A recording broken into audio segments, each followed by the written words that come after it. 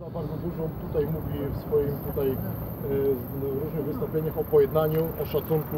Jak Pani skomentuje fakt, że na inaugurującej rozpoczęcie kampanii prezydenta Andrzeja Dudy pojawi się Bartosz członek w każdym razie Młodzieży Wszechpolskiej, który zasłynął z tego, że wieszał członków parlamentu na szubienicach. Podczas konwencji inaugurującej kampanię wyborczą pana prezydenta Andrzeja Dudy było kilka tysięcy osób. Ja nie odpowiadałam osobiście za weryfikację tych nazwisk. Myślę, że ten fakt będzie weryfikowany. Natomiast muszę panu jasno powiedzieć, nie ma w naszym obozie zgody na jakiekolwiek przejawy hejtu, nienawiści. My po prostu chcemy zmieniać Polskę dla dobra przyszłych pokoleń, dla dobra wszystkich Polek i Polaków. A jak w takim razie... Przepraszam, ja dokończę. Jak pan już mówi o tym, nie znam, ja wiem o sprawie, znam, nazwiskami nie operuję, to pana pocieszę. Prokuratura ponownie wznowiła śledztwo w tej sprawie i dlatego może pan spokojnie... A to nie ma znaczenia, ale wznowiła. No wznowiła. A ja nie wiem, czy były małe, czy duże naciski, tego ja nie wiem. I myślę, że sprawiedliwy sąd godnie to oceni. Ja jeszcze tylko dokończę, bo ja rozumiem, że prezydent Andrzej Duda nie ma wpływu na to, kto przychodzi na te całe inauguracje i tak dalej, ale nie ma wpływu na to, kto siedzi w 10., w 15. czy w 12. rzędzie. Ale nie tak blisko pół metra od prezydenta, no nikt nie ma. Ja sobie tak nie mogę przyjść do prezydenta w jego koszulce, stanąć i powiedzieć Andrzej Duda. Rozumiem, że ten człowiek przeszedł pewnie pełną kontrolę desektorową, przeszedł przez sprawdzenia i był na konwencji, to była otwarta konwencja. Każdy tak naprawdę, kto chciał, mógł w niej uczestniczyć. Także tą sprawę należy wyjaśnić. Natomiast w naszym obozie, tak jak panu powiedziałam, nie ma zgody na takie zachowania. Także bardzo. A czy może pani przy okazji skomentować właśnie ten głośny gest pani poseł Lichockiej, który wywołał takie reperkusje i takie komentarze, które trwają do tej pory? Ja muszę panu powiedzieć, że w Sejmie, w całym parlamencie na pewno jest zawsze bardzo dużo emocji. Ja natomiast osobiście jestem przeciwna takiemu zachowaniu, ale muszę panu powiedzieć, że o ile intencje nie były takie, aby obrazić kogokolwiek, to słyszymy od pani Lichockiej bezpośrednio, natomiast myślę, że tutaj zachowanie pani Małgorzaty Kidawy-Błońskiej jako kandydatki na prezydenta w Pucku naprawdę pozostawiało wiele do życzenia. Ja byłam podczas tych państwowych uroczystości, w których zachowanie i podgrzewanie przez panią Kidawę-Błońską grupy osób, które tam właśnie zachowywały się, i to nie chodzi o gwizdy, czy wyrażanie negatywnych swoich emocji, czy poglądów w stosunku do danej osoby. Natomiast chodzi o to, że politycy nie powinni popierać, nie powinni klaskać i nie powinni akceptować tego typu zachowań.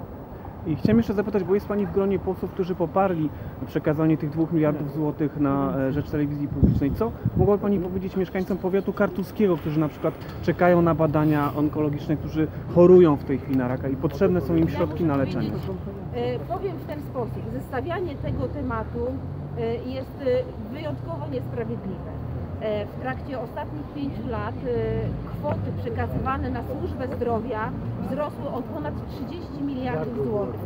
Zawsze jest potrzeba więcej pieniędzy na służbę zdrowia. Natomiast nie można tych dwóch kwestii zestawiać razem ze sobą.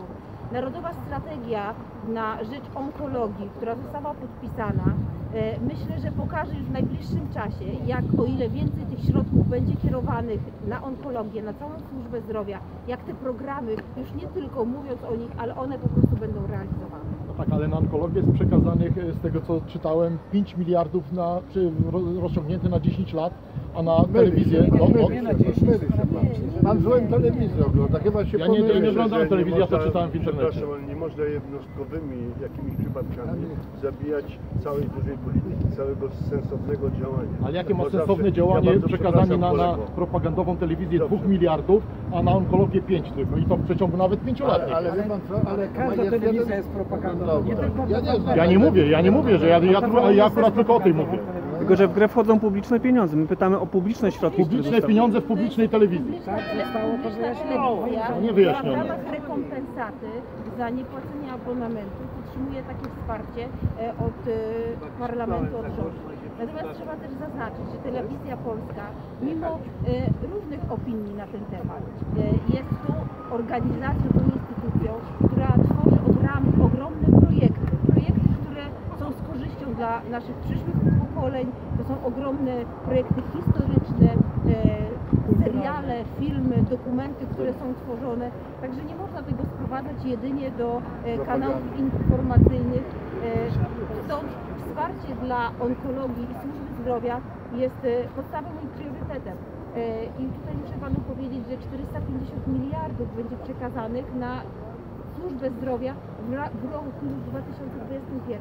Te kwoty naprawdę zwiększają się zdecydowanie. Jest zdecydowana różnica. Natomiast po to, żeby podejść do tych tematów systemowo, dlatego została stworzona Narodowa Strategia do walki z onkologią. I to ta strategia pokaże, jakby się Pan z nią dokładnie zapoznał, to już zobaczyłby Pan, że chociażby w 2021 roku wszystkie młode dziewczyny objęte będą obowiązkowymi szczepieniami na raka szyjki macicy. To jest bardzo ważny temat. Teraz niektóre samorządy realizują już to w ramach swoich możliwości. Natomiast ta narodowa strategia, ona sprawi, że takie programy będą ogólnie dostępne Pani dla poseł, ja się całego bardzo cieszę, kraju. jestem dumny i się bardzo z tego cieszę, że tyle pieniędzy jest przeznaczanych na to, aczkolwiek mogło być jeszcze więcej, tak? Dokładnie tak. No wie pan, no Zawsze mogło być, jest to znaczy, jeszcze, ja to sobie są zdaję doskonale wybory, to sprawę. są wybory. Ja sobie zdaję doskonale Zwłaszcza sprawę. zwłaszcza i patrząc te na to, jak środki będą onkologia przekazywane. cienko piszczy. No tak, bo była zaniedbana przez lata, to się z panem w zupełności zgadzam.